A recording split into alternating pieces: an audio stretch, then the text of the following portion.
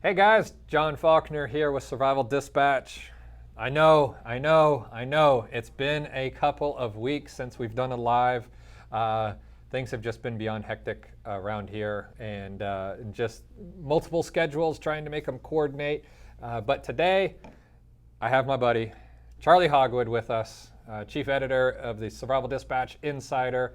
He's at his house in Georgia. I'm here in Florida, so I don't want to hear anything about social distancing. We are far enough away. But Charlie's here, and we are going to do an old-fashioned Survival Dispatch live Q&A. We got Allie behind the computer. We got Nikki behind the camera. What's up? Nikki's mic'd up as always, and Allie's going to be taking all of your questions from the comments. She's going to be putting them on our monitor, and Charlie and I are going to answer them. So 100%, no holds bar, no rules. Well, there's always some rules. No rules, just right? Yeah, even Fight Club had rules. But any questions you guys have today, as long as it's survival dispatch, or survival related, sorry, as long as it's survival related, throw them out there. Allie's going to get them on the screen, so put them in the comments. We love each and every one of you. Charlie Hogwood, how you doing, my friend? What's going on down there in COVIDville? Oh, geez. I'm doing fantastic. Up here in my part of the woods, things are a little bit better off, I think, than what you're dealing with. Yeah, I mean, it's, June 26th? We opened Florida 3-4 weeks ago. Opened. I don't know. They just closed they just closed all your bars back down. They just closed all of our bars. Yeah, we didn't even get our Friday night drink on. They closed all the bars here in Florida. And, welcome to 2020. 2020. Thank you, Nikki. Long. Didn't know how else to put it. Welcome to 2020. We got our Sahara sandstorm coming through Florida. Hazy days. Yep. Holy hazy. smokes. We can't even see the hurricanes coming right now. It's just brown haze outside right now, brown gray haze. So, You haven't locusts yet, though. yeah, welcome to everybody. So that's it. All right, Charles, we're gonna get started right now. What is the best 4-season shelter solution for New England winter, which is cold if you guys don't know that? That also works for bugs. I've seen John use the Z-Pax Duplex, tarp, bug net, bug bivy, mostly for bugging out in a bug out bag scenario. So, 4-season tents, guys, it's really difficult. A 4-season tent is usually going to be a dual wall tent, a little bit heavier, beefier material, more construction, because we're trying to keep as much warmth in, and we're usually talking about snow or rain or sleet, hail, cold conditions. 4-season tents are usually pretty heavy. It's kind of hard to have like a lightweight and a 4-season tent. It's kind of like, hey, can you find a really compressible, like 0-degree sleeping bag? They're usually a little bit bigger. Luck. Yeah, it's just harder to find. As far as good options, I have an MSR 4-season tent that I've used a lot in snow, cold winter areas. I absolutely love it. And most 4-season tents, if you're going to make it a 3-season, you're probably going to lose your rain protection because you're going to take the outer fly off, and it's usually a mesh ceiling at that point. So, but that'll still help with bugs and things like that. But yeah, North Face makes fantastic tents, MSR. There's a ton of good options out there. Kelty. Charles, you want to throw anything in there? I rough it, man.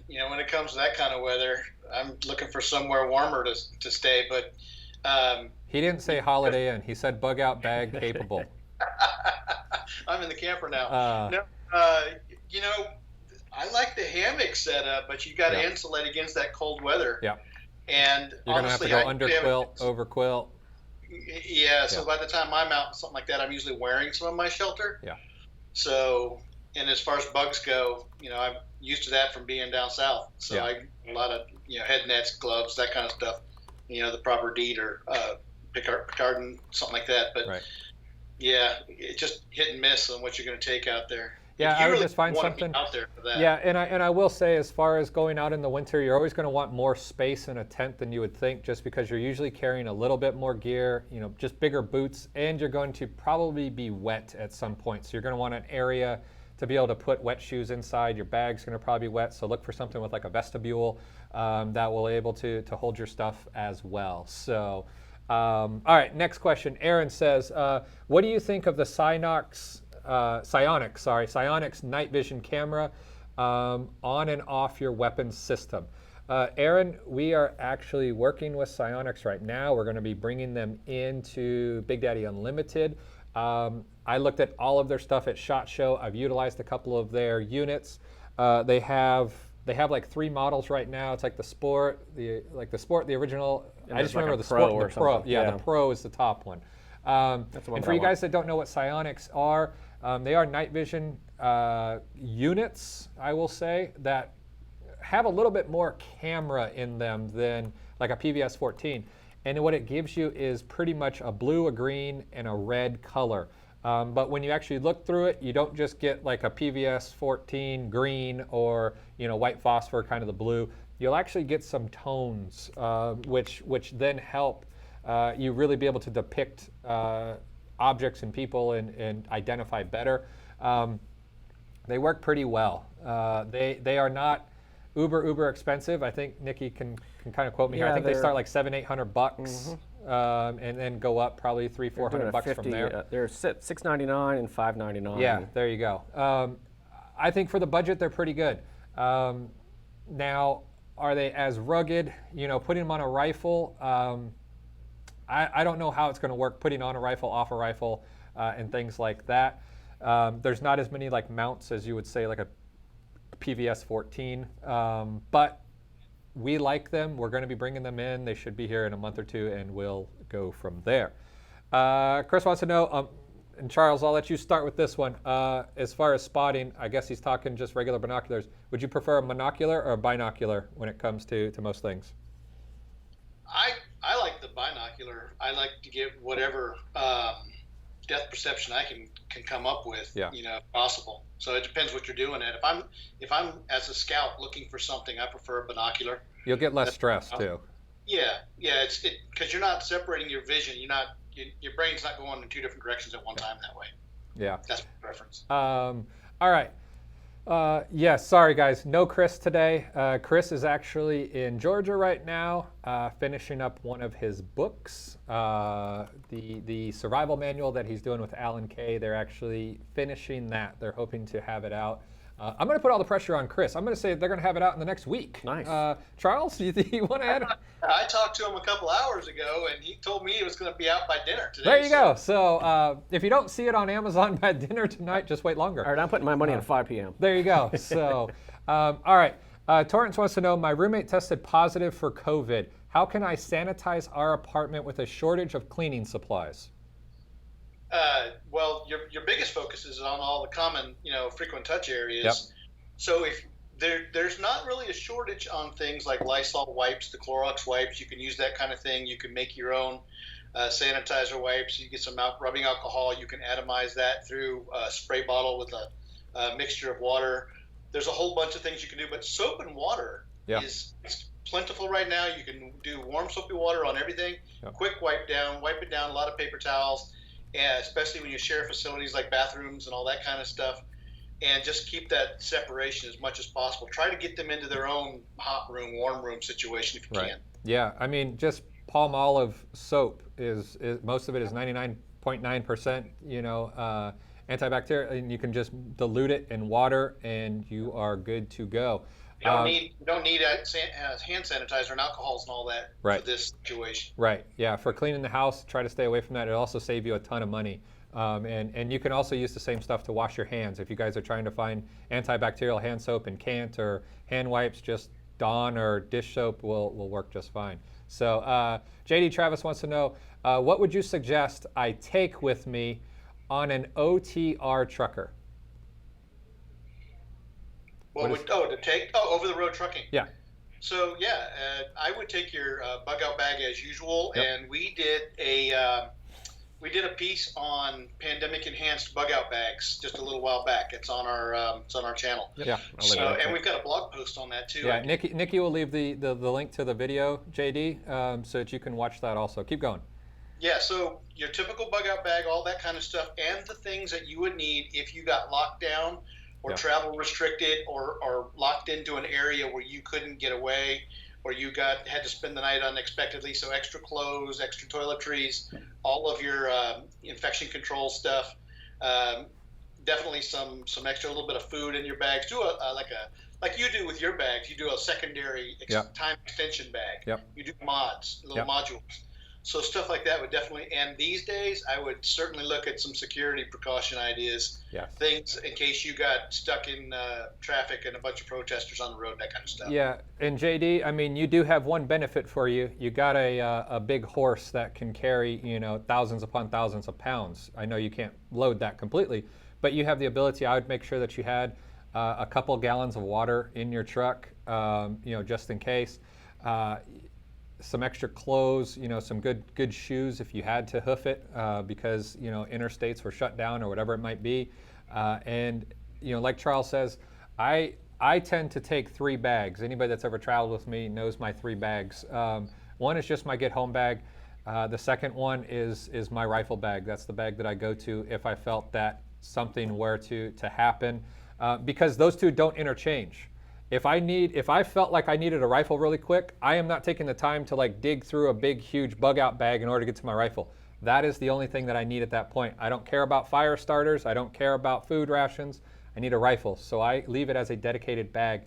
And then the third one, as Nikki knows, is a larger medical bag. And that is, once again, if I came up on a car crash or something like that, I don't need a rifle. I don't need a get home bag. I need a medical bag. So that's how I always divide my 3 bags when I travel pretty much any distance. And Charles has seen all of them. Nikki's seen all of them. And also a caveat to that too is like when you have your rifle bag in your truck, Yeah. don't put it in the back underneath a whole bunch of other stuff that it takes you 30 minutes to get at it. Yep. Imagine like, all right, you've got 10 seconds to get your rifle ready to go. Yeah. It needs to be in the passenger seat right next to you, staged and ready to go. Agreed. So Wes wants to know, at what point do you head for the woods? Well, I would say December 2019. Right? Yeah. Right now, that's it depends. So we've talked about that a lot. That's a very hard question. Should I stay or should I go? The Clash brought that up a long time ago. Yeah. And it really boils down to, is your situation untenable? Yeah. If it comes where you're going to be stuck where you don't want to be, then it's time to get going. If your location's not safe or falling down around you, you should be on the way. And I always say, be ready to be mobile first, Yes. as opposed to being ready to shelter in place. That comes second. It's a lot easier to live at your place of residence with your bug out bag than it is to be on the road with all of your home gear trying to do that in a car somewhere. Absolutely. So, yeah. Every time you try to make yourself more mobile, you have to give up more and more. To go from your home to your car is a big step. To go from your car to on foot is another huge step. So yeah. When is the time? That all depends on who you are, where you are, and what's going on around you. So, and that's the hardest question. But Charlie and I always agree in the point of you stay for as long as you can, because that's where you have the most provision. And if it gets to the situation like you lived in Seattle or you lived in a big city that's got a lot of protests, right? If they're out in the street, that might not be the time to do your evac. Yeah. You might wait for a while, let that situation die down, let everything quiet, and then sneak out the back. And that's a fantastic point. If you live in a very metro area that is having these frequent every Friday, Saturday, Sunday nights, you know what? Friday night is not the time to leave. It's Friday morning or Thursday. That's when you have to leave. If you're wanting to make your family safe, because you're probably just going to end up putting them in more harm. If you're like, you know what, babe, it's really bad now at 2 a.m., it's time to get in the car. No, that's probably the worst time to get in a car. Unless your house is on fire, right, I wouldn't be. Right. So TJ wants to know, what AR are you fiddling with? TJ, good eyes. I'm always fiddling with something every time we do a live. This is the brand new POF USA Rebel 22. This is actually a brand new pistol that POF just came out with. We literally just got them in today, and I decided to take one home, so I took it out of the box. This is an 8.5-inch 22 AR, but what's awesome about it is it takes Ruger 1022 mags. So if you have Ruger 1022 mags laying around, it literally pop right in. They're uber reliable, but it takes all AR triggers, selector groups, grips, stocks, or braces, however you want to do it. And M-LOK rail. The whole upper is a monolithic. I think this is the coolest 22 that I've seen in probably 3 or 4 years. I saw it at SHOT Show in January. I couldn't wait for it to come out, and they just got here today. So I ripped it out of the box about 15 minutes ago, and I've been fiddling with it ever since. So good eyes. But yeah, and if you're interested in them, they are available as of right now at BigDaddyUnlimited.com. Shameless plug. So, all right. Janine wants to know, how do you rotate water in BPA containers? Do you still have to add drops of bleach when you are rotating them? Also, if you refilter it through a Berkey, does it work after it has expired? All right, so there's a couple of questions there. All right, so how do you rotate your water in BPA containers? All right, so when you go to rotate here's the thing: if you can put your water into a container that is clean, that is purified, it has no contaminants in it. Once you put that in and seal it, you really don't have to rotate it as often as you might think. Yeah. But if you open it up and introduce any utensils into that or start to drink out of it, then yeah, you could initiate some sort of organic issue. So when you go ahead and rotate, that'll get some of the plastic flavors out, stuff like that. Sure, you could do that every 6 months or a year. And you can use things like oxygenizers, the droplets, or you can use bleach. Yeah, you can use certainly bleach. So when you use any of that stuff, you gotta shake up the water. You gotta shake it up enough to get the oxygen back in the water. It's kind of like when you boil water; it tastes really flat and yucky. If you shake it up, it gives the life back to the water. It's kind of the same thing when it comes to water storage.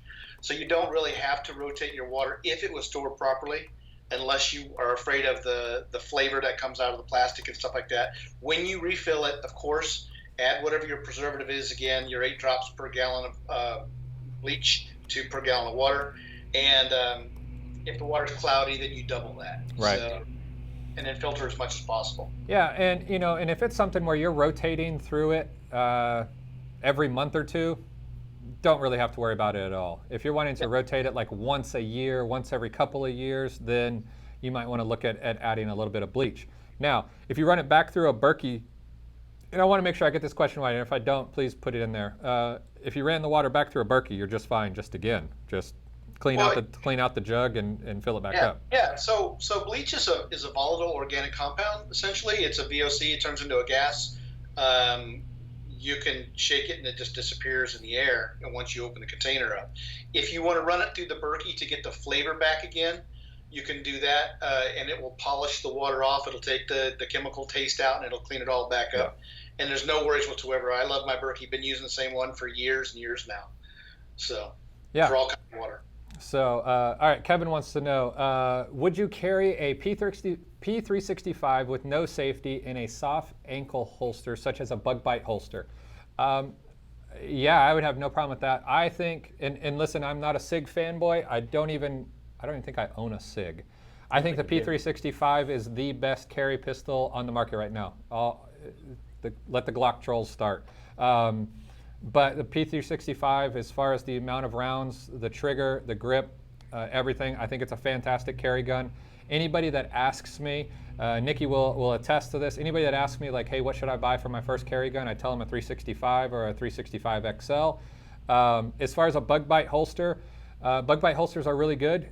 They size you, so they always fit pretty well. Depend on, if you got like thicker legs or chicken legs, they'll actually size it. I'm not a huge fan of ankle carry. It's pretty funny. Like I carry an ankle medical kit every single day. Like I have it on me right now. That has never bothered me.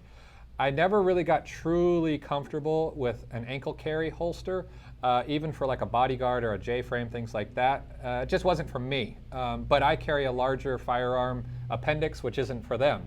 That's the thing about CCW is what I like, Charlie doesn't. What Charlie likes, it doesn't work for me. It depends on your body type. But if you can get it to where, I don't know what kind of pants you have to wear. A 365 is a little bit bigger when it comes to the height of it. So, if you're wanting to wear some more tapered jeans, it might get a little stuck if you're trying to draw it. But if you're a guy that wears, larger boot cut, pants like that, cargo pants, then you should have no problem at all. So anything you want to add to ankle carry?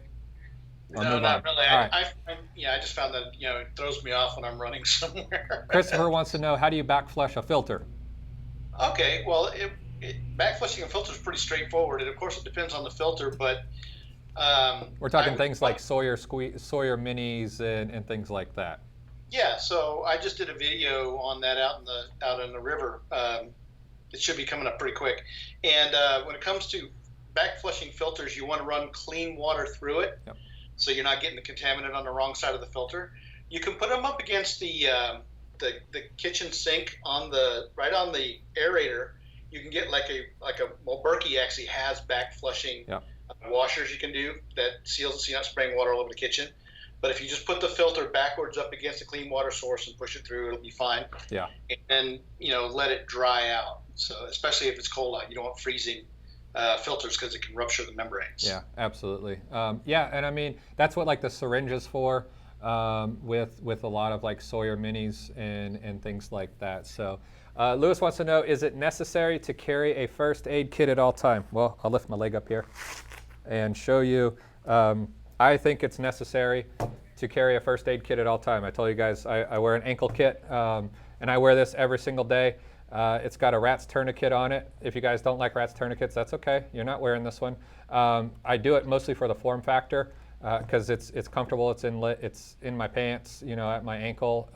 I've tried. I love a cat tourniquet. I just can't get it in the system where I've always felt comfortable with it. And then I got some gloves. I got 2 chest seals, some combat gauze, some tape, and then on the side here, a decompression needle. If you don't know how to use one, learn how to use one. Take medical classes. And then I run, instead of trauma shears, I actually like the Benchmade triage knife because it has a blunt front end on it. And once again, it's just a form factor. Do I think it's necessary to carry medical gear? These current times that we're living in with riots and protests and everything that's going on for absolutely no reason, I don't know why you wouldn't have a first aid kit on your body at all time, in your bag, in your car, at your house. Am I missing any place? No, everywhere you go, Yeah. or on your person, at least something to stop the blood, stop the bleeding. And that rat's tourniquet, it's not just a tourniquet. Correct. You can use that to create a pressure dressing. You can use that as elastic, as a lot of other stuff that you maybe using a cat might not be as convenient for. And guys, I mean, I try to be as positive as possible. And if you guys follow us on Survival Dispatch on our YouTube channel, you'll notice we have not been posting a ton about how to deal with riots, and how the best way to deal with riots is just not be anywhere near them. But people are literally getting pulled out of their cars in cities right now for not doing a single thing, getting stopped, pulled out of their car, and beaten. If there's not a time to carry a first aid kit, I don't know what is. So I carry this on me every single day. I know Charles. Yep, there's Charlie's. So here's what I do with my rats. I carry in my pocket at all times. Yep. It's just a drugstore eyeglass case, and I preload my rat tourniquet ready to be. It's out of the package. It's already looped properly, and it's ready to go. Yeah. So it's not flopping everywhere. So that's just a handy little carry method for those. And I want to thank, we have over 200 viewers watching us right now from around the world. You guys are awesome. And if you guys aren't subscribed to Survival Dispatch Insider, we do a monthly publication. It's just like a digital magazine that you guys get straight to your computer every single month. On the 15th, we do drops. Every single month is on a solo topic by themselves. We don't mix it around like a bunch of other magazines. This month's topic coming up on the 15th is? One coming up is going to be on grow your own gardening. There you go. So gardening, I mean, we've done everything from, of course, pandemic to setting up go bags and bug out bags to building out vehicle kits, you name it. We have over 30 back issues that you also get access to the first day. So check it out. It's free for 14 days and $9.95 after that. And that's how we support everything we do, the studio and all the employees. So links in the description. Just drop Perimeter Defense. Perimeter Defense was last month. Yep. So, and link is in the description if you want to become a member today. So, and if you want a tip on the Perimeter Defense, check out our Facebook today. We got a nice little nugget in there for you. There you go. So Crab Monster wants to know, any advice for someone going to, is that Minnesota? What's that mean? I can't remember my for states. Minnesota? Sure. Minnesota. We're going to go with Minnesota, Maine, Massachusetts, Mississippi. A state that begins with M. Sorry, guys. I was horrible at geography, apparently. Soon by plane. Is there a quarantine period? That is all going to depend. As of right now, there is no such, I don't think there's any quarantine period if you were to get on a plane. All airports are having people wear masks. Hey, Allie's telling me it's Minnesota. I knew that. She only knows it because she's from there.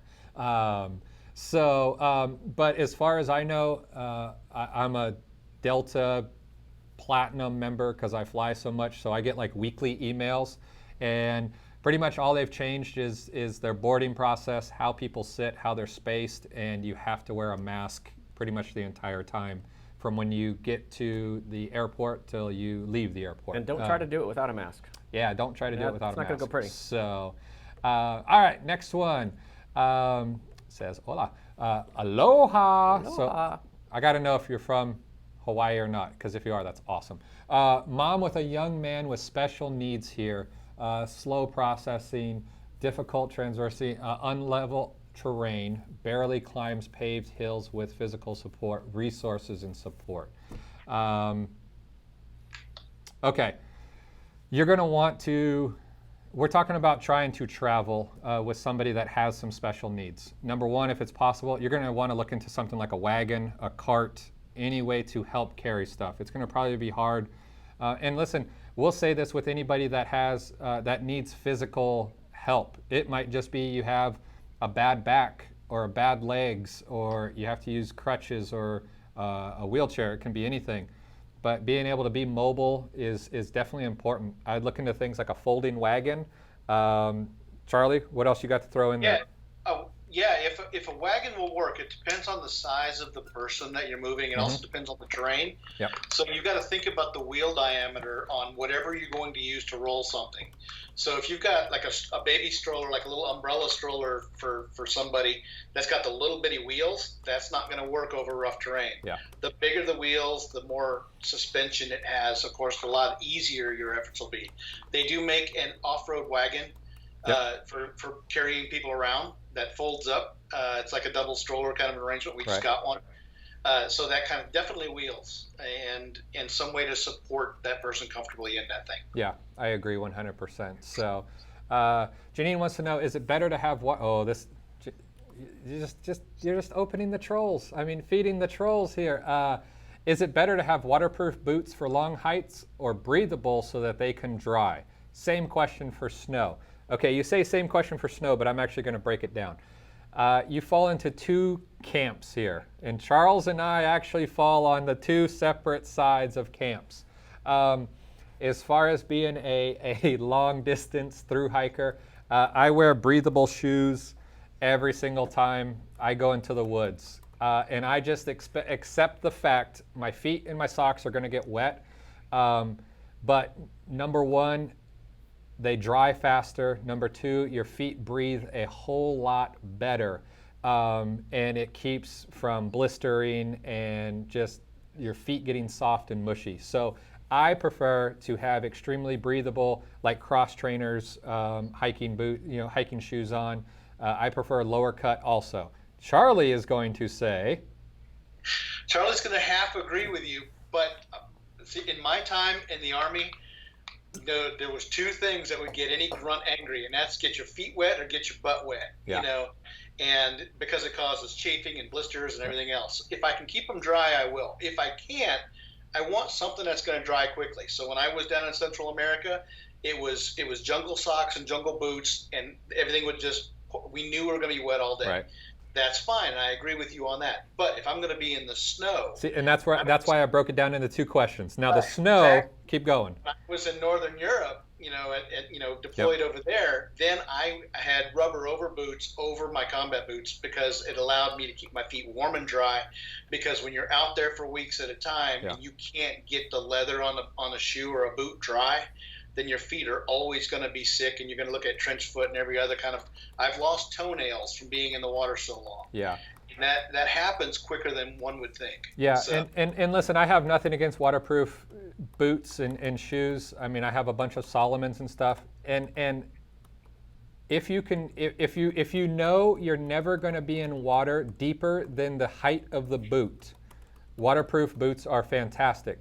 But when that water cresses that edge and down into your boot, even if you are walking in the Sahara Desert, your feet are going to be wet for the next hours, and you will hear the squishing in your shoe, and it just takes forever for them to dry at that point. Now, when you go into snow, as long as it's not that real nasty, like slushy snow, it's a lot more controllable. So I'll definitely go with waterproof boots, and your feet will stay dry pretty much all day long until the waterproof finally wears out and it seeps through some.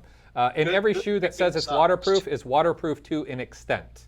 They are going to leak at some point when they stay wet enough long enough.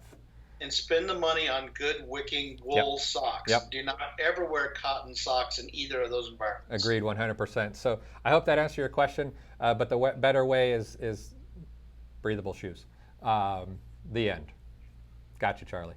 All right. Patriot Trucker wants to know riot preparedness when traveling. You're going to have a couple means of protection. I think from videos that I've been seeing, Charlie, as far as being a trucker on the road, I think bear spray, pepper spray is a very strong deterrent. Charlie's testing out some new Saber. That's the pepper gel. Yeah, this is the maximum strength pepper gel. Yeah, so if you're talking about being in your vehicle, now you got to realize there's two different types of pepper sprays. There's a gel, which comes out as kind of a stream, okay? And then there's a fog, which comes out like smoke cloud pretty much. What I would prefer for the most part is probably the fog for this situation, because what you're wanting to do is just get as many people back as possible. It's going to cause a wider cone of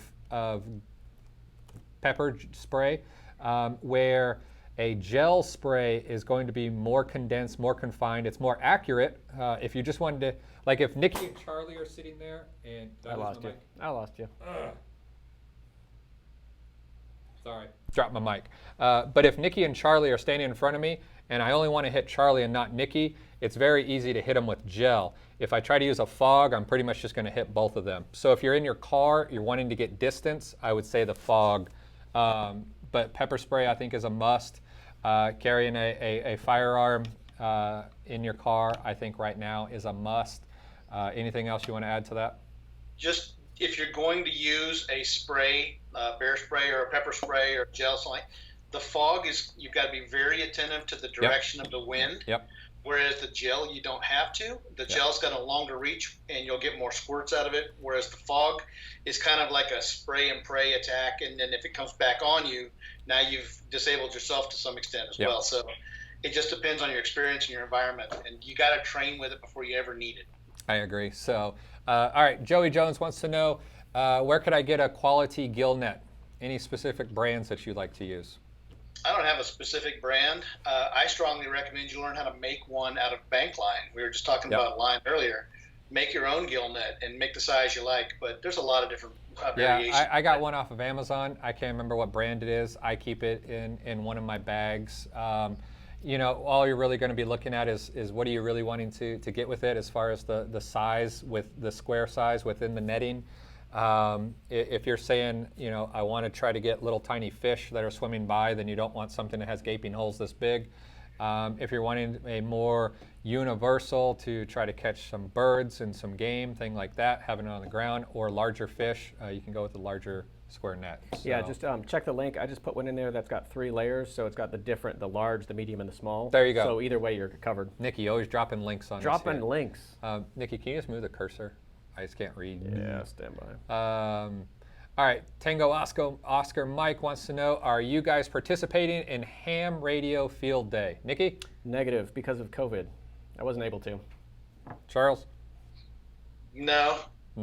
Nikki's the resident. I normally would, but because they, in our county, shut everything down, everything was remote. Yeah. All right, Noah wants to know, sorry, there's a link in it. I think he says, looking into buying a long-range setup like a 308. Any suggestions? Noah, a 308 is a fantastic round. If you're looking for something comparable, but has a little bit longer range distance. You can always look at like a 6.5 Creedmoor. It's going to pretty much be the same case length. You won't ever be able to tell the difference between a 308 and a 6.5. It's just the barrel. 6.5 is a little bit smaller of a bullet, but it goes a lot further and a lot flatter. So you're going to be a lot more accurate at longer ranges for the most part. I love a 6.5 Creedmoor. I have 3 of them. I'm different. I prefer a gas gun over a bolt gun. A bolt gun you're going to be able to get into usually a little bit more affordably. So, it all depends. But there's a lot of fantastic guns out there right now. I mean, you can go get a Savage, or you can get a Ruger Precision rifle, or man, there's a ton of them out there right now that you can get into for $1,000 with glass that you can literally hit good targets at 1,000 yards. If you do your job, the gun will do its. So if you got a really good 6.5 and needed to put an optic on it, what optic would you brand oh name man, would you choose? I mean, What's your go-to? Yeah, it all depends. I mean, optics can go from $100 to $5,000. So it all depends on your area. I love Vortex as far as like a middle of the road, good quality, good price. Or let me say the quality outweighs the price. I would look at like a Vortex, like the PST line is fantastic, or like Primary Arms for a budget. That's a fantastic area to go with. So, and something like a 4-16, a 3-18, a 5x25 would definitely get you a lot of distance. So, Christopher wants to know, and Nikki can answer this one, can you take your ham radio license online at this point? Big fat negative, and I wish they would, because I want to skill up, and I'm waiting for something to open up because all the stupid COVID, but I was hoping they would, but as of now, they have not yet. Yeah. All right, next question here from Joey. Where can I get a quality topographic map of my area? Charlie? Oh, yeah. There's, you can go to usgs.gov, I believe it is. You can go, or you can go to mytopomaps.com. Yeah. There's a couple of spots you can go on there. The problem with the government site is it gets kind of hard to navigate as far as finding the map. Yeah. But you can also order the hard copies of the weather resistant paper for about $15, or download them for free as PDFs, keep them free as a digital, or take that digital PDF file, go down to the copy store and have them make you a full-scale version of the map and have it that way. Yeah, you can download them. If you want to keep them on like 8.5 by 11, like regular printer paper, you can go on like Amazon and buy Right in the Rain paper that printers will actually print on, and it'll actually give you some weatherproofing. Weatherproofing. It's Friday. Some weatherproofing. You can do that, or like Charles said, if you want to get a larger size, you can go down to like a Kinko's and they'll actually print them out larger for you. An interesting trend I've seen in those is they're starting to print maps like that, topographic maps on Dyneema. So Dyneema and Tyvek. Yep, and Tyvek. Yep. So that way you've got it, you can crumple it up, put it in your pocket, and pull it back out, and it's still good. Yeah. So, and if for those of you that might not know, Tyvek is just the material that you'll see behind like siding of a house. It usually says like Lowe's, or all of it comes in big huge rolls, very water resistant. You can make tents, shelters, bags, you name it. So yeah, if you're going to get it printed, there's a key to remember. When you take your file down there on a flash drive and say print this for me on the large format printer, you've got to say print to scale. Yeah. The map should end up being about 24 inches wide by 36 inches tall, depending on the paper. Right. But if it's not to scale, none of your measurements will work out. When you're talking topo, yeah. Yeah, especially. Yeah. So Copperhead Creek wants to know, do any of you guys have a bug out van or truck that you keep ready? And how many days of supplies would you suggest to keep in it? I keep the supplies ready, but I don't have a separate vehicle that I would keep ready. Because you got to be able to put it in whatever you got. So from my perspective is I have probably about 4 days worth of supply in my vehicle that I carry every day. Yeah. So I don't have a separate set aside vehicle for it, because inevitably when I'm going to find myself in the need for it, I'm not going to have that vehicle. So I put it all in the vehicle that I use on a daily basis. So just like my ruck gets me home, my vehicle gets me to the next location too. Right. So that's the next tier up. Yeah, and I keep my supplies, as far as like my 3 bags, those are always ready. I I travel all the time. My vehicle always has kind of my stuff in it. But I also have to rent vehicles a lot for work, for travel. So I keep all of my stuff modular, and then I just load it up. Nikki hates that I take up like half the back of every truck every time we go somewhere. And then you always complain how many camera bags I bring. And You're yeah, like, how I'm many like, bags do you have? I only need one camera, guys. One camera. But that's how I kind of keep it. Just because it allows me to always have the stuff that I feel like I want and need, instead of like it's in my bug out truck or whatever, and that's not what we're taking today, and then I'm trying to rob from Peter to put into Paul to try to get somewhere and feel like I have everything. So, Nikki, this next question is for our fellow person here on the computer, Charlie. Are you growing your hair out or just needing a haircut? Yes to both. I've got my pandemic do going on. Woo! That mane is growing, bro. I haven't had hair this long since, I was a kid. I don't know. I just haven't gotten close to anybody yet. So, Mama says she likes it growing out a little bit. I just thought you had a new Survival Dispatch hat that had a little sunshade on the back. I didn't know that was your hair. I know, isn't that crazy? Got a built-in mullet. Let it grow. All right, Christopher wants to know, this will be a fun one. All three of us will get in on this one. What are the top 5 items you would take in a 72-hour, I'm just going to say a 72-hour bag in an urban area? Charlie, do you want to start? The top items? Top 5. The top 5 items. Well, remember, I got 9 areas of survival I do for every single thing I do. So if I'm going in an urban area these days, it's gonna focus around security and personal safety. Yeah. And my commo plan. So I've got my food, water, shelter, safety, security, energy, communication, transportation, and intel. I'm going to have all those regardless. So, jeez, just pick 5. It's not hard. I'll give you my 5. Bags are mission specific. I would give my 5 as far as just an urban area. Definitely a way to filter water. So I'd go with something like a Canine Be Free, because it allowed me to filter water and carry water. Or something like a Grail water filter will work also.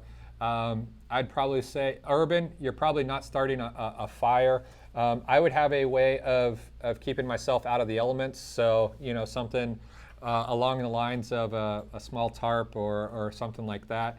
Definitely self-protection, self-defense would be number 3. A flashlight, yes, I carry with me every day, but a flashlight, because it can be used for so many things, from searching to signaling. Number 5, probably what everybody forgets, and that's currency. Having some cash on you is something that everybody overlooks, where cash can get you into doors that people don't want you to come into. It can get you food that people don't want to give you. Are you going to pay more? Yes, but it'll get you what you need.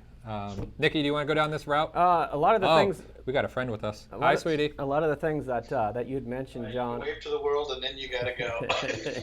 Say hello. Okay. Hi. So, Nikki? A lot of the things that you mentioned I would double up on with the addition of a way to gather intelligence, so like a police scanner, preferably something that's not just like your Bofang, but something that's tiered up where they can get into some of the trunk systems to know what's going on around you. Right. And then second would be, depending on your area, what things do you need to be able to blend in with the rest of the crowd? Yeah. And that could be as simple as picking up a newspaper off the ground and looking at it as you're walking down the street, rather than looking like you're an operator with your head in a swivel. You could still do that covertly, but have some other natural environmental things that you can just kind of be on the DL. Right. And so I hope that answers your question, and we can always elaborate more because questions are just out of control right now. Holy smokes! Hey, it's been 2 months. They stored up you questions. You guys have been saving them up here. If you only have money for one bag, do you have a 72-hour bag or an inch bag? There's so many names for bags nowadays. I don't. You guys are going to hate me for this answer. I don't believe in the concept of a 72-hour bag unless 72 hours is all you're going to need to get to where you need to go. 72 hours was originally determined. If you could make it through the first 72 hours, your chances of survival dramatically increase. That comes anything from a down airplane pilot, stuck behind enemy lines, to somebody that crashed their car and is waiting for help to find them. And that's why we try to cover like the rules of 3. Why? Because that tries to help us get to 72 hours where hopefully people can help us. One of the problems, though, is we've taken a concept and we've tried to make it into more of a theory that we try to follow.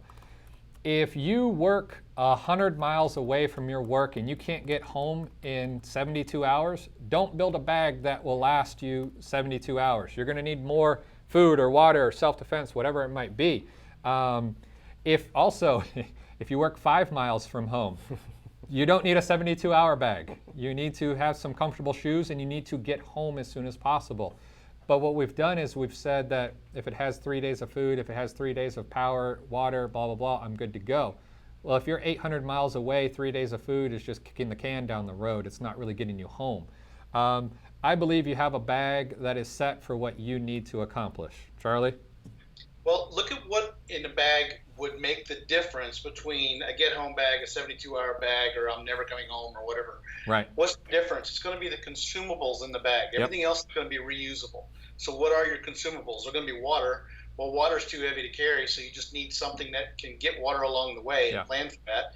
And it's going to be food and maybe some medical supplies, depending on how long you're out there. So those are really the consumable items in a bag. So that's really the only difference. So every car I have, everything has a bag of some sort in it that's already designed, and it's got all the same stuff in it. And it's designed to accomplish a goal.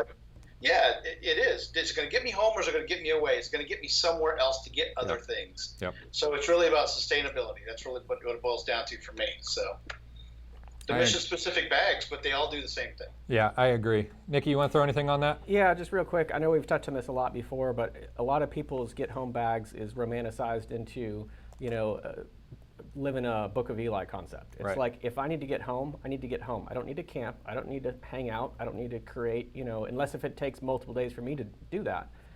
Make sure that your bag gets you to where you want to be and not the, oh, well, so-and-so has that in their bag, so I need it too. Yeah.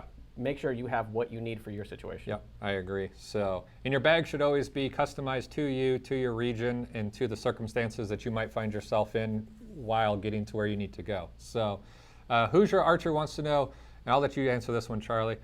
Does keeping your compass in a pouch on your knife sheath damage the compass over time? I've never had that problem, and I keep a bubble compass on a knife sheath I had for years as a backup to my primary. Yep. So there is a magnet to it. If anything, it might keep the compass from spinning unnecessarily because you can wear out a compass by it spinning on the bearing or shaking around. So theoretically, if your knife has got some iron in it, it could lock the compass into a spot and prevent it from excessive wear. Yeah, I agree. Oklahoma Survival wants to know, how do you guys carry preps for your dog? So we all have dogs. Mm-hmm. Charles? So that's a great question, and a lot of people overlook that. There's a great, you can go online and you can look up canine first aid items. Like I believe in letting the dog carry their own gear if they can. So my shepherd's got they got the tactical vest that I can put pouches on if I want to do that. Yeah. But carry stuff like rubbing alcohol, because if a dog overheats, you can rub a rubbing alcohol pad on their foot pads, and it cools them down. By evaporation. Take a thermometer that you can take their core temperature. So stuff like that. But you can carry a module in your bag with you, or you can allow them to carry it on their own if you go on a hike. Nikki, you want to add anything? I agree with him 100%. No, the same thing. And like even you consider supplies. I've got my big Tupperware thing of dog food at home that's loose, but I always have a couple of the small bags of dog food just in case if I need to get up and go, I can just grab that off the shelf and not have to be looking around for something to put the food in and figure it all out. It's just grab and go. Yeah, my dog carries its own food when we go hiking and stuff. I use I guess you call it a backpack. I don't know, a vest for her. And it's from Ruffwear, Ruffwear, and they make all kinds of dog carriers. And she carries her water bowl, her food, forever, however many days, and she always does fantastic with it. So now, an important point on dog food though is because it's got a lot of oils in it. Yeah. It can go rancid, so you can't just pack a bag and leave it there for a year and think it's good, because just like any other human food that's got oil in it, it can turn rancid and it'll be yucky. So you do need to rotate that stuff out. Don't store it in the trunk of your car, where it gets hot, for months at a time. Right, I agree. All right, Mark wants to know, and you guys get one answer at this. What is your favorite AR magazine? I'm going to say a Lancer. I love the fact that they have, plastic construction, polymer construction, whatever you want to call it, but still have metal lips at the top, a little bit more durable than a PMag. That's a tough question because I've had pros and cons of those. I'd like to say Magpul, but I sometimes like the good old school metal. Yeah, GI mags. Yeah, good GI mag, something like that, because you don't bend the feed lips. They don't distort. Nikki? Yeah, I was always PMag for years, but I upgraded to Lancer. These things are awesome. Yeah, I've so definitely can't go gone that wrong. direction too. Magpul PMags, Lancer mags, or regular GI mags. If you're looking for like affordable stuff, Duramag makes a metal mag that's really affordable, and SureFeed. You can get all of those at BigDaddyUnlimited.com also. So, all right, Richard wants to know advice on bugging out with 2 toddlers, supplies, diapers, milk, etc. I don't have diapers anymore, so this one's on you, big guy. Yeah, well, I'm not wearing diapers at the moment. You don't mean actually on you, big guy, but No, you know what? That's all part of it. You got it. Who am I responsible for, and what do they need? Right? So, diapers and food and all that stuff. So I've always carried a separate go bag, if you will, in my truck for the baby. Yeah. And one of the things I found challenging is they grow out of diapers faster than you can keep that size. So you got to keep updating the size in the go bag, and you got to find some kind of food or formula or whatever you're using that is not going to be as affected by the temperatures and the humidity and the beating around in the back of a truck. So, but all of the stuff you would need at home, just find a transportable version of it and shove it into a bag. And I would say, Rich, if you got 2 small toddlers, a way of transportation for those toddlers, an off-road stroller, a wagon, something like that, because they might feel like they're only 15 or 20 pounds, but 20 pounds of wiggling in your arms while you're trying to carry a backpack is not going to work. Oh, I just got news that my buddy Adam is online. Adam, I love you. I hope you're doing fantastic, and I hope you're safe in the Atlanta area. So, all right, moving on.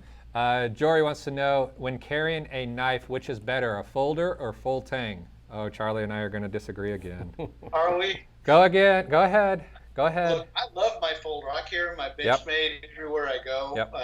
If I'm doing everyday stuff, I'm carrying a good folder in my pocket. If I'm outdoors, then I'm going to carry my folder, and I'll have my full tang. I've got my BDU special field knife, or I've got my large top Steel Eagle if I'm really out in the bush. So if I'm doing bush work, I'm really out of camp doing something like that, a long full tang blade. Yeah, I mean, I love to have a full, fixed blade knife. It all depends on where you are. If you're in the middle of the frickin' jungle, a machete is always nice to have.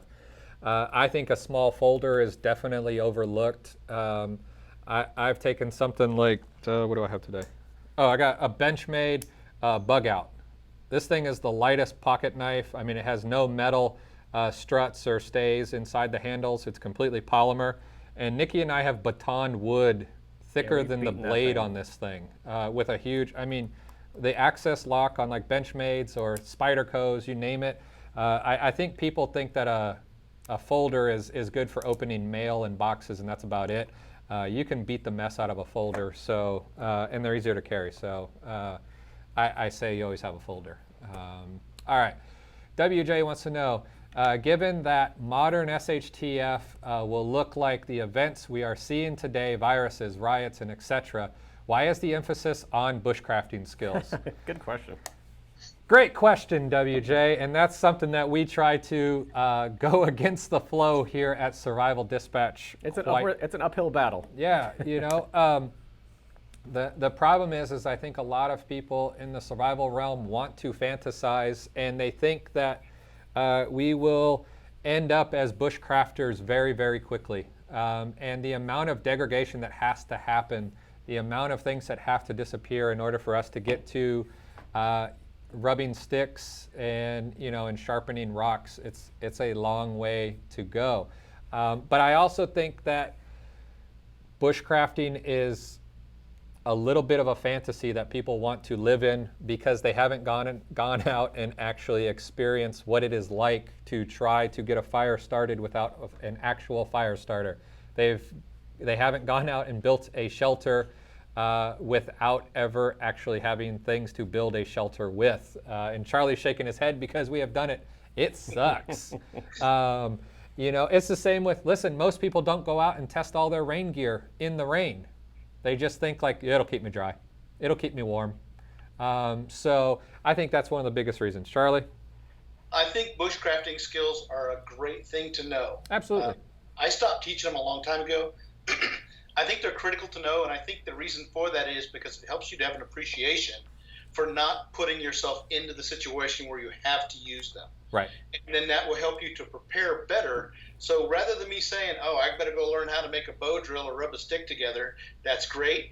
I could just take a Bic lighter and be done with it and move forward. Yeah. So I know how hard it is, so I don't want to put myself in that position, so I'll pack better and find myself less in that situation. And I was raised to learn everything the hard way before I was allowed to do a shortcut. Now I know that, and I want to use the shortcuts whenever I can, and I appreciate them more. So yeah, I nobody's going to go out and do that kind of thing.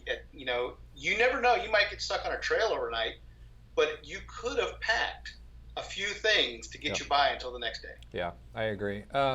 Clint Bishop wants to know, good made in the USA companies for small backpack size first aid kits, not just necessarily trauma kits. I'd say North American Rescue. You got some more you want to throw out there? Skinny Medic's I good custom too. make all my own stuff, Yeah. and I'll use different. I'm one of those guys that goes through a lot of bags to find the right one. So I might find a 511. Like I've got the all hazard 511 bag for a big trauma bag, but I've also got the small UCR pouches Or small Maxpedition patches. And I make all my own because I have never found a one size fits all kit. Now Doom and Blue makes some great kits, but I always like to add stuff to the kits to make them my own. Yeah, I agree. Sean Penrod wants to know, how about body armor? Yeah, plate carriers, plates, they've been a hot topic lately. There's states that want to ban them. I know quite a few armor companies and people that work in armor companies. Sales are through the roofs of all of them. You have quite a few different ones. You're talking soft armor or hard armor. Level 3A, which is going to be like a pistol rated round, a level 3, which is going to be a rifle rated round, and then you do have some level 4 also. I prefer, they're a little bit more expensive, but the amount of weight saving that you get, I like the DKX plates. They're actually made right here in my hometown, and they are a composite poly plate. They're not a ceramic. So a ceramic plate, if you were to drop it, it can crack, which can cause an issue if you were to have to use it. Steel plates are as heavy as steel, if people don't know that. They are heavy, aren't they, Charlie? They're painfully heavy. They yes. are painfully heavy, where something like a DKX plate, they're a little bit thicker, but they weigh like 3.5 pounds each. So literally I can cut 5 or 6, 7 pounds of just plates. I haven't put a single mag or anything on my chest rig or plate carrier at that point. So, there's a bunch of different ones out there. Find one that really fits your budget, and make sure it's a high quality. AR500 steel is really what you're looking for, or go in the realm of alternatives like polymer plates and stuff like that. So, anything you want to add? No, you got to rig out for what it is you're going out to do. Right. That's, again, what are you doing that you need the plates? And how do you do a lot of running? Or are you just going to stay in the house? What's your plan? Yeah. Donnie Boyles wants to know, any prepping advice for hurricanes? Boy, if only I didn't live in Florida. If only Charlie didn't live down south for decades.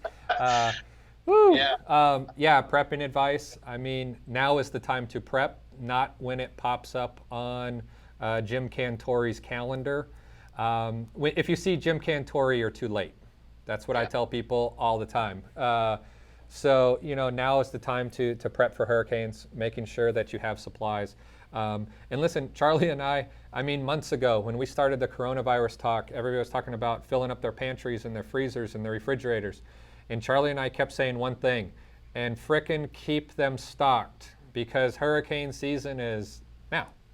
We are in the middle of it, or the beginning of it, I should say. I knew it was going to happen.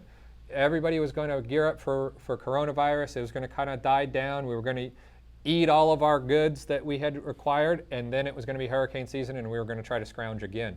As our friend Chris always says, if you stay prepared, you don't have to get prepared. But make sure you have, if you got to board a house, if you live near the coast, if you got to board a house, make sure you got everything pre-cut and numbered so that you can slap it on windows quickly. Way to keep power going, with generators, do it safely. Anything you want to add? Yeah, I could go on for days. I know we can go on for days, but you got 2 minutes. The basics of it is know your wind zone. Yeah. Understand your vulnerability. Understand that the storm is going to come on one side, and as it passes, the winds are going to shift to the other side. Be familiar with all the trees that can fall on your house. Understand that after a lot of rain, the soil can get loose, and a tree can fall down weeks later on your house. Get a lot of 55-gallon commercial drum bags at Home Depot, or the big garbage bags. Put over all of your computers, put over all of your important stuff in the house in case the house leaks and rains down, so your stuff is not getting wet. Understand if you're in a flood zone, don't eat Pop-Tarts. Don't get a lot of Pop-Tarts and potato chips. Eat them all on the first day.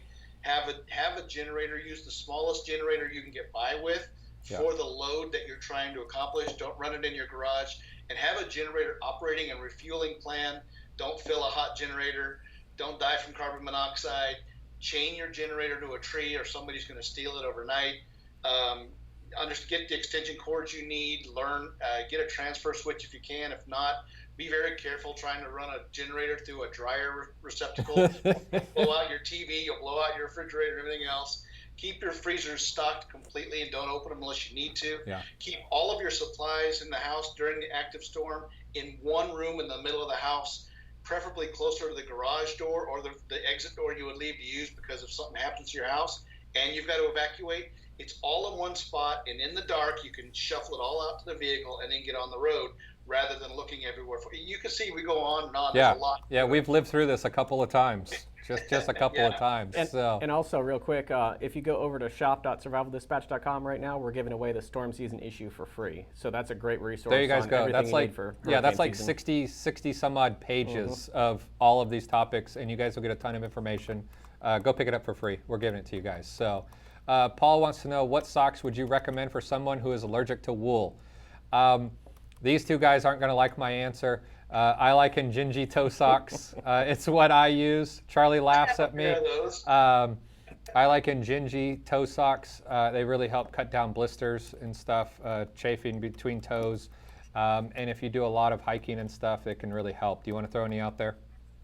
Are you allergic to all wools? Does merino wool make a difference? Can you go with, I like the Fox River anti-fatigue military socks. They're awesome over the calf, but Injinji socks are nice. I got a few pair of those. That's right. See, they're coming around. You're coming around. One of these days, y'all will convince me, but I'm not there yet. It was that puffy jacket we got him to buy, Nikki. It worked, didn't it? So, all right. LL has a scenario question. John, you find yourself witnessing a violent incident as a concealed carrier. Do you think about a situation where you could find misidentifying the people involved in the shooting, and shoot the wrong person? This is such an overlooked topic that people don't talk about enough, that it's going to happen eventually. If you do not have all the information, you are theoretically unable to make the decision on if you are to discharge a firearm at all. Period. End of story. If you heard gunshots in a building and went running in, if you did not see the person actually shoot the gun, you are acting out of an inability to make the correct decision. Because what you could have seen is another concealed carrier actually shoot the bad guy, and he's standing there, and you think he's the guy that's the shooter, and you shot him even though he is the one that just ended the situation that was about to happen. So unless you are actually physically able to witness what is happening, you are unable to make an educated decision on how to handle the situation properly. So that is what I base everything off of. Charlie? No, I completely agree. If you're not seeing what's going on, you can't rush to a decision. Yeah. And there's also you might be defending the wrong person, or you might be shooting somebody, and then get sued by the family because they were just having a domestic argument. Right. Who knows what it was? So, yeah. And that's where the fantasy of a truck gun comes in. Like the scenario is Charlie and I and our families are in the food court at the mall. We hear gunshots, and I go running out to my truck, which I try to remember where I even parked it. I finally get my truck, I grab my rifle, and I'm running back into the mall. What has happened since that time? Other people have heard the gunshots. Police have been dispatched. So what are the first things the police are going to see? Me running across the parking lot carrying an AR. And all they heard was gunshots were fired at the mall. The end. So that puts me in an extremely bad light. Second, there could be another CCW holder that sees me running into the mall with an AR and goes, those are the shots that I heard, and he's going to take care of the situation. So, it's things like this where we have to get out of fantasy land. You have to be able to see what has actually happened in order to make an educated decision. The end? Yeah. Don't take your eyes off of the objective because things change when you're not looking. Yep. There you go. So, all right. Next question here. Favorite way to store knives that won't be touched for a while? Gun oil, mineral oil, anything, you name it. How do you like to store your knives? I had some good wax I put on. There was a knife wax I put on some blades that worked out really well. There was some. I tried some frog lube one time. The biggest key with those blades, like we use a lot of carbon steel stuff because of ferrocerium rods and whatnot.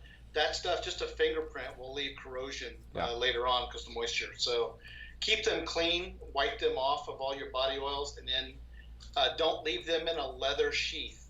Because the moisture, leather will grab the humidity out of the space and just leave it on the blade, and you'll damage the blade and the sheath at the same time. Same thing with Cordura; it'll all absorb moisture. Take them out of those sheaths, keep them dry, keep them lubed up, and then go that route. Yeah, I just use gun oil. I prefer Rand CLP. That's just what I use in ARs and pistols. And if I have a knife that needs a little bit of coating, that's what I reach for. I don't grab anything special for my knives. Nikki? I've used a product called Red-Eyed Hog Beef Fat, and it's a mix of beeswax and lard rendered over hickory coals, and it smells amazing. It's like bacon in a tube. Bacon in a tube. So just put bacon in a tube on your blade and you'll be just fine, according to Nikki. No, but he'll seriously. leave a link if you guys are interested in any of that stuff. It's good stuff. Bacon in a tube. So, bacon in a tube. B3 Outdoors wants to know, is a handheld ham radio useful deep in the woods? Nikki? Is it useful deep in the woods? Depending. Who are you going to call? And Ghostbusters. I'm not asking for Ghostbusters. Dang it. Are you trying to communicate with your patrol perimeter? Are you trying to communicate to somebody in Wisconsin? It really just depends on your situation. I think the ability to gather intelligence with a device like that is vital. Right. But as far as outgoing communications, it just depends on what your MOS is. Yeah, I mean, we went into the woods a couple months ago for a couple-day challenge, and if you guys have watched the channel, I love the Garmin InReach. I took that along with me. It's for if something were to happen, if anything, a medical situation were to happen, anything like that, it does have an SOS button, but it allows you to send and receive text messages also. It's all going to depend on the terrain as far as talking handheld radios. I mean, if you're down in a valley, ham radio ain't going to get very far.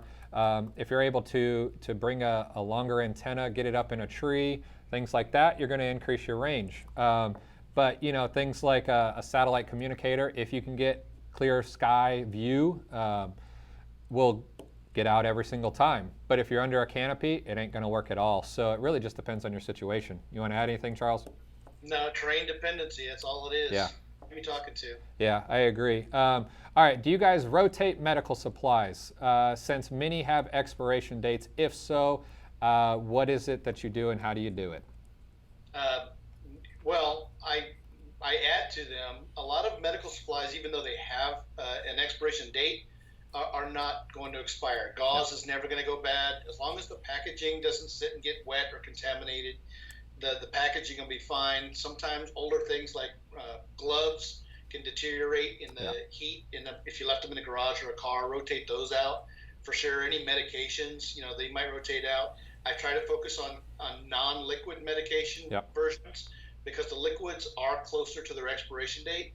pills can last sometimes for many years beyond. They're just going to lose a little bit of their effectiveness. Yeah, you might lose a little bit of the efficacy of, of a vitamin or a pill if it's in a tablet or powder form, but for the most part, it'll be great. So I just add to it. Like now, I haven't had to use, Silox hemostatic powders, things like that have an expiration date, but I'll just, as I add up to my collection of stuff, hopefully I won't have to, but I don't go and throw away an old $25 bandage or a hemostatic that's not, that's expired. Yeah, and guys, I mean, we're not medical experts by any means, but when it comes to a lot of expiration dates, it's just like a gallon of milk. The cow doesn't tell, the guy that the milk is going to expire next Thursday.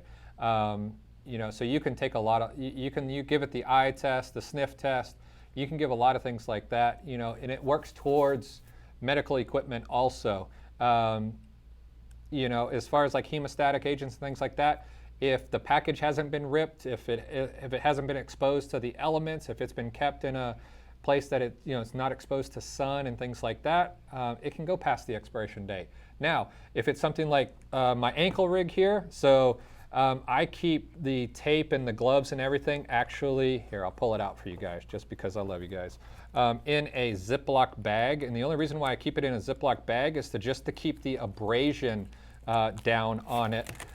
So I keep my gloves in here. I don't keep them out because the last thing that I would want is to have to use gloves on somebody that I don't know and have holes and everything, in my gloves. So I keep it in a Ziploc bag just to keep the abrasion down because my pants are always rubbing on it. But just kind of keeping a stock on your inventory is pretty much all you have to do. Nikki, you want to add anything? One thing that I do with that is I know that it's the expiration date may not be worth totally throwing it away. But what I'll do is when I've got gear in my kit, not necessarily medications, but like Israeli bandages, tourniquets, that kind of thing. If I've got kit in my gear that expires, I'll rotate out of my kit, refresh it with a new piece of gear, and then I'll take that old piece of gear and use it, like take it out of the packaging, chest seal, put it on myself, take it off, put it on my kid, take it off. Use that as a training refresh also, not necessarily just a supply refresh. Yeah, absolutely. So yeah, I hope that helps with that question there.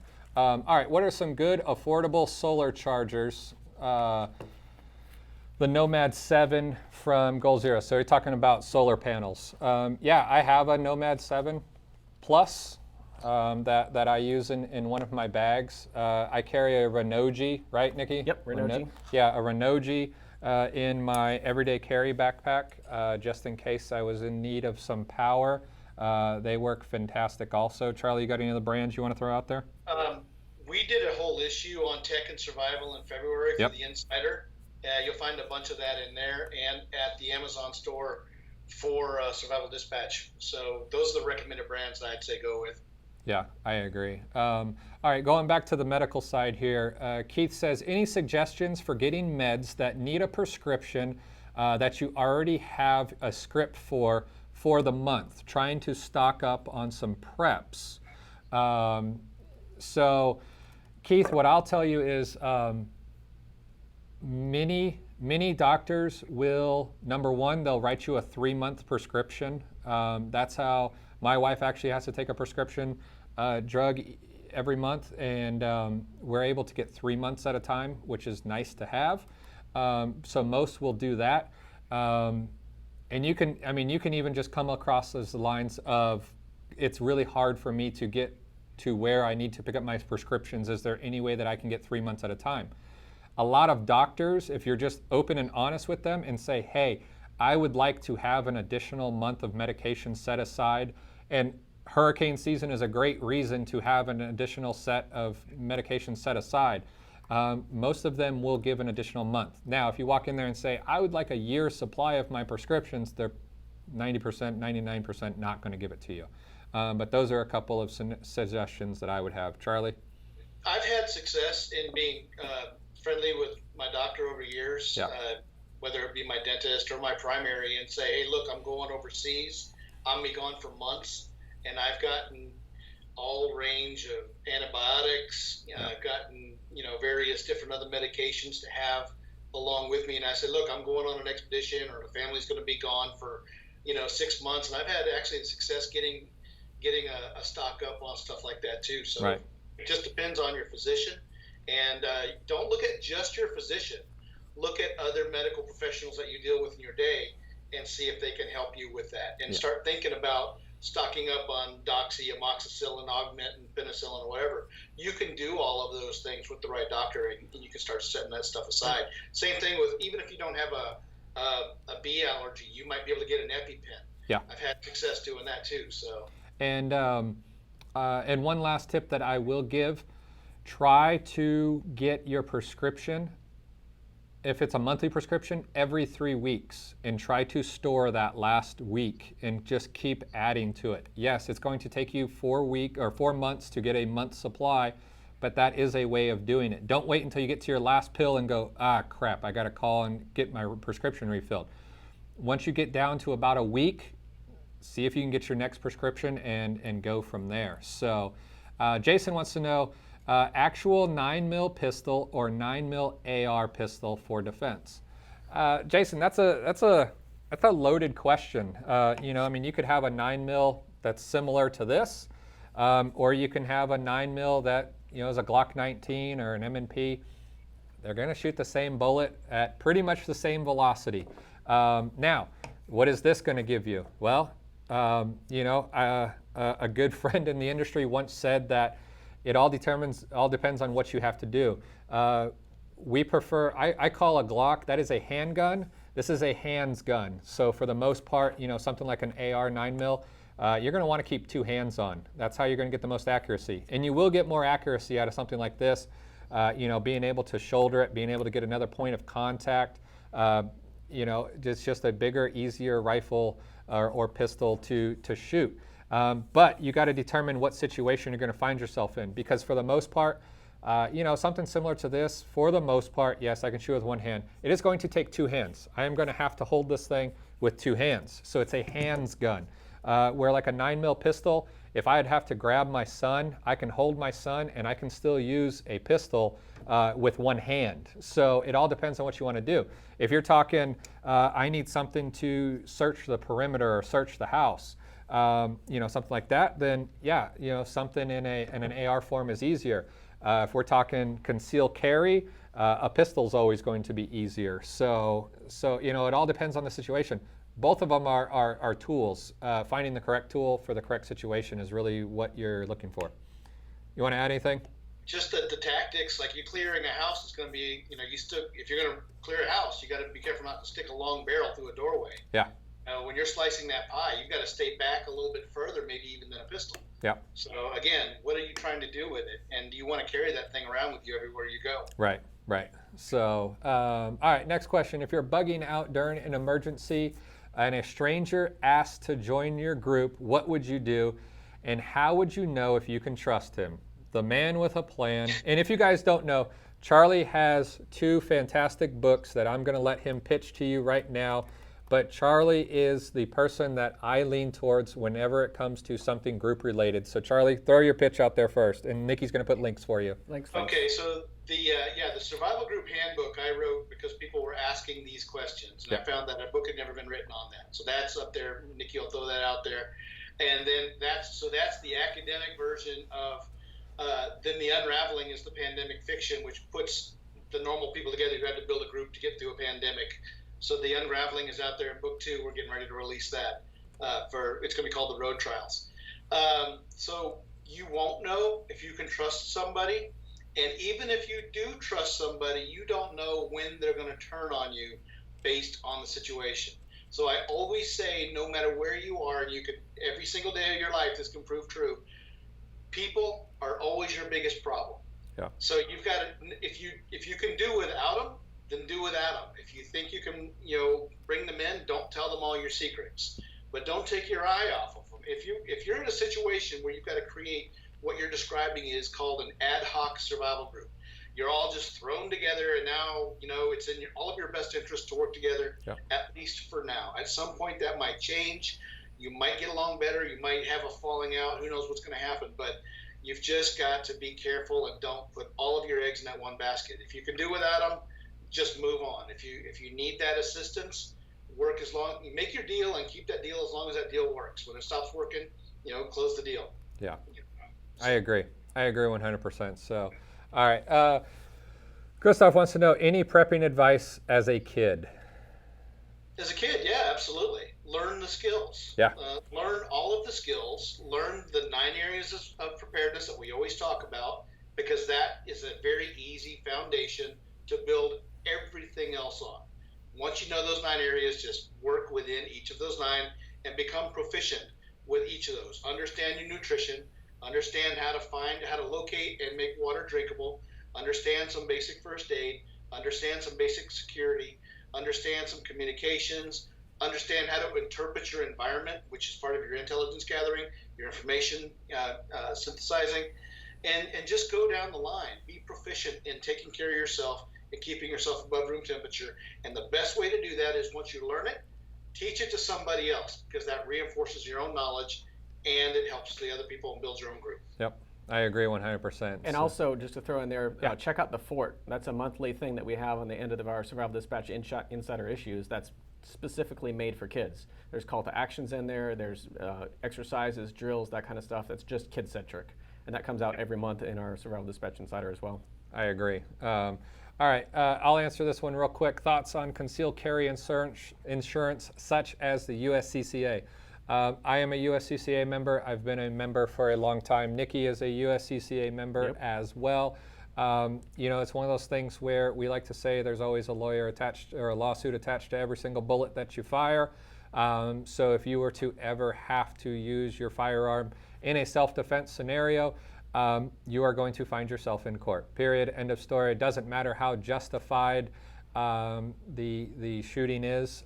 You will find yourself in court, and insurance such as the USCCA is a fantastic way of covering things like bail and attorney fees and all the other fees that go along with it. So, all right, we're gonna end up. We got 8 more minutes left. We're gonna cut it off at 4:30 because we got a couple things we have to do work-wise, and I'd like to go home at 5 o'clock today. I don't know why I'm going. Well, I'm going home because all the bars are closed now in Florida. So not much else to do on a Friday. I'm just going home. So we're gonna hop down here to Michael. Do you think we are in for an economic collapse by November? If not, do you think the outcome of the election either way will cause a significant amount of civil unrest? Well, we're already in a bit of an economic collapse. We have been more or less for a lot of people for months now. So yeah, I think that we're looking at it. Now, when you say that, I'm not saying the TV version of everybody's going to be running around with a shopping cart, in dirty clothes. But I've seen a lot of indicators that show that the economy, even the dollar, is on shaky ground. And I saw one from one of the bank commenters that said that we're moving at warp speed to a dollar collapse and to a loss of the dollar reserve status. Is that possible?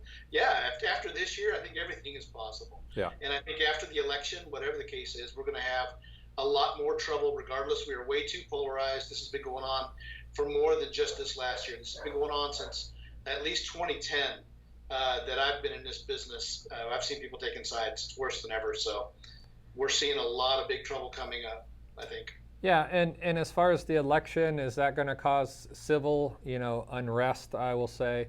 From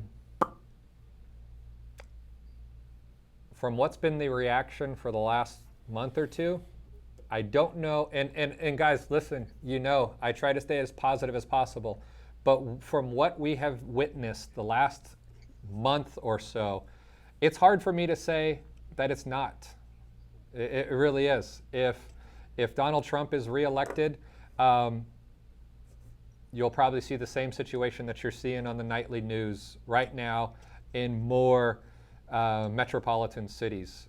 If Joe Biden is to win the candidacy, Charlie and I talk about it all the time. America is a pendulum, and it swings. And what you're seeing is at the top of it, you always have something that's pushing it back and forwards. But when it starts to swing, it goes further to each side, further and further. And that's what you're seeing right now. A little act that used to barely move the pendulum now moves it a little bit more. But then what happens? It swings further to the other side. I mean, guys, just looking at when they were trying to come up with primary, during the primaries, I mean, it was ugly outside Democratic and Republican primary nights when they would, congregate and have the primaries on stage. It was ugly outside both ways. So I don't see how it can get any better once somebody's name is finally decided in the wee hours of the morning. Of course, Florida, it'll take us like 5 more days to figure out who we actually voted for. But I don't see it going any better way. So I think you're going to see I'm afraid that we're going to see some groups take advantage of absolutely the opposite side, and there's going to be some violence that they're going to draw more people into it, and it's going to be regional. Yeah. I don't think we're looking at a nationwide. I think it's regional, but it's going to be ugly.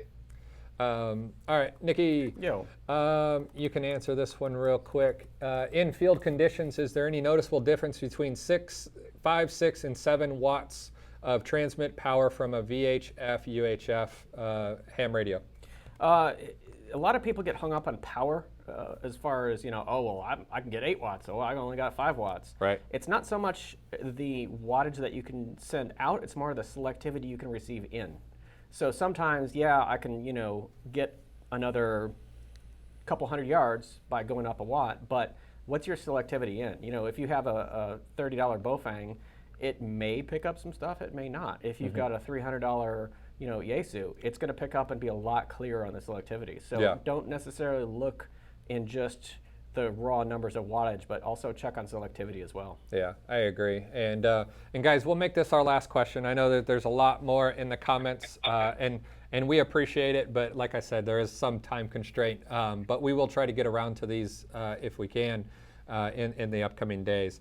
All right, last question of the day here. I am a prepper, but no one knows. There aren't any prepper groups around me. Is it a good idea to tell people about how I prep, or should I keep it a secret? I'm afraid that if people find out what I do, I'm going to get looted in times like this. Charlie.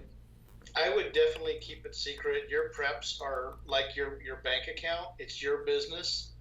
It doesn't hurt to talk to other people that you trust and be friendly with them, and build that relationship first, and don't worry about the preps. Build the relationship, because if you've got somebody that you can trust, somebody that can be there with you, you'll be able to put your preps to better use. But if you tell somebody, oh yeah, I got 1,000 rounds of this and 10,000 rounds of that, and in 5 years worth of food, where do you think they're going to come knocking when they're in trouble?